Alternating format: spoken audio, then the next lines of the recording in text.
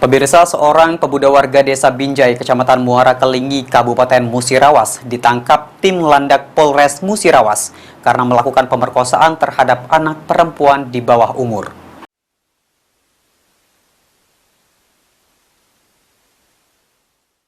Pria berinisial RS warga Desa Binjai, Kecamatan Muara Kelingi, Musirawas yang terlibat dalam kasus ruda paksa terhadap remaja putri di bawah umur ditangkap oleh tim Landak Satreskrim Polres Musirawas.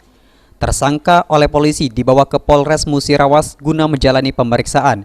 Dari keterangan RS, dirinya kenal sama tersangka awalnya melalui jejaring sosial Facebook dan menjemput korban lalu mengajak korban bertemu di kontrakan kawasan Muara Kelingi.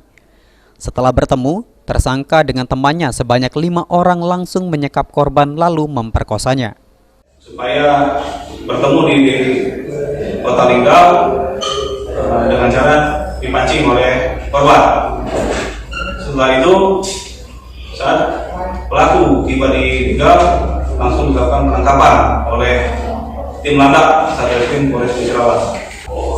Pelaku dan korban berkenalan di media sosial, yaitu Facebook.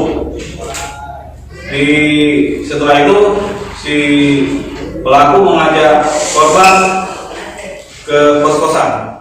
Selanjutnya, oleh polisi, tersangka dijerat pasal 285 KUHP dengan ancaman hukuman 5 tahun penjara.